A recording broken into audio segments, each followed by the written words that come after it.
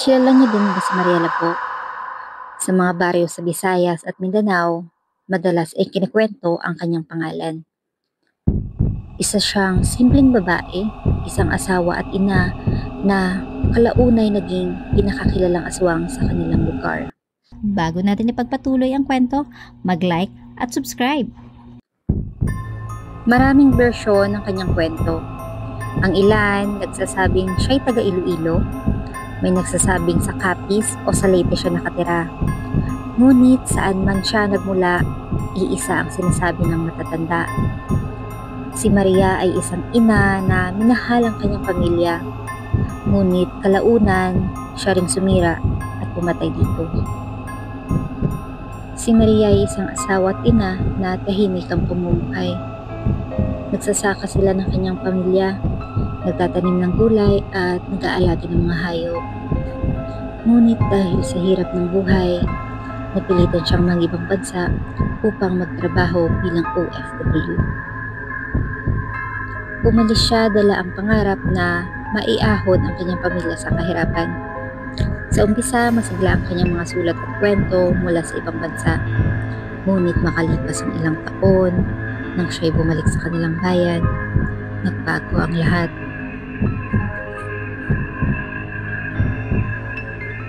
Nang bumalik si Maria, napansin ng kanyang asawa at mga kapitbahay na may kakaiba sa kanya.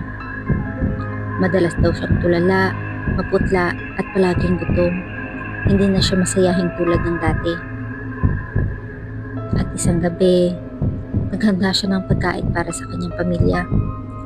Ngunit nang tikman ng kanyang asawa, may kakaibang lasa ang ulam.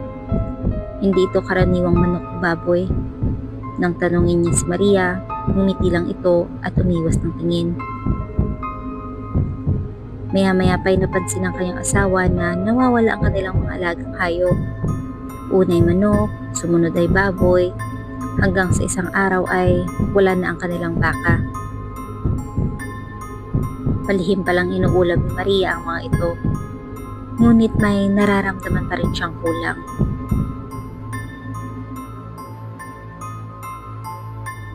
Isang gabi, nagising ang kanyang asawa sa kakaibang tunog mula sa kusina. Doon niya nakita si Maria, nakaluhod, nanginginig, at may dugo sa kanyang bibig. Sa harap niya, ang kanilang mga anak na wala ng buhay.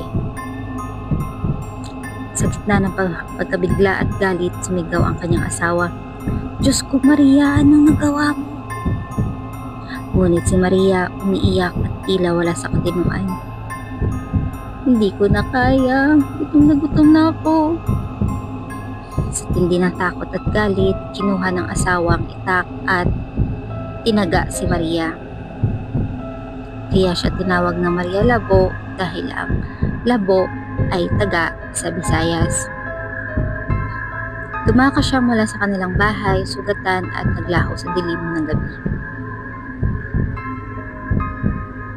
Mula noon, nagsimulang lumaganap ang pangalan ni Maria Labo. Sinasabi ng mga matatanda na siya hindi namatay sa pagtaga, kundi nagpatuloy na naglibot sa iba't ibang bayan, dala ang sugat sa kanyang muka bilang marka ng kanyang kasalanan. May mga nagsasabing nakikitang kumakatok si Maria sa mga bahay tuwing gabi, humihingi ng pagkain. Ang iba naman nagsasabing may mga batang bigla na lang nawawala at sa huli matatagpo ang walang laman ang katawan. Sa Visayas at Mindanao, naniniwalang ilan na si Maria Labo ay naging pinuno ng mga aswang at hanggang ngayon ay buhay pa rin, nagtatago sa anyo ng isang ordinaryong tao. At dahil sa mga kwentong ito, madalas ipinapaalala ng mga matatanda sa mga bata na huwag magpagabi sa kalsada, lalo na kung mag-isa. Kung may kumakatok na di kilalang babae sa inyong bahay tuwing hating gabi, huwag bubuksan ng pinto. At kapag nakarinig ka ng mga kwento ng isang babaeng may hiwa sa pisngi, mag-ingat ka dahil maaaring si Maria Labo yun.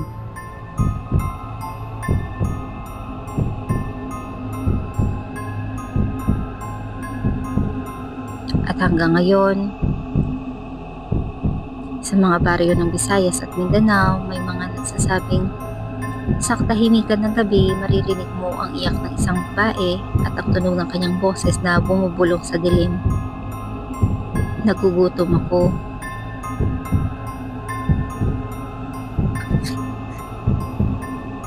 Marami ang nagsasabi na si Maria ay hindi talaga aswang.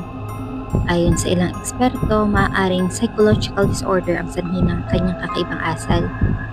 Isang sakit sa isip na nagtulak sa kanya upang saktan maging ang sarili niyang pamilya. Samantalang ang iba naniniwala na siya'y nayanggaw. Hanggang ngayon, hati pa rin ang mga tao. Ang iba naniniwalang alamat lamang ito na ginamit ng mga matatanda upang takutin ang mga bata. At ang iba na may kumbinsidong totoo siya at isa sa mga pinakamalakas na ebidensya ng pag-iral ng mga aswang. Kung tatanungin ninyo ako, ang alamat ni Maria Lapo ay maaaring halo ng katotohanan at alamat. Maaaring may isang Maria na totoong nagkasakit sa pag-iisip at sa takot at chismis ng mga tao. Naging mas malaki pa ang kwento hanggang siya'y naging isang ganap na aswang sa imahinasyon ng lahat. Kayo ba? Ano sa tingin niyo ang totoo?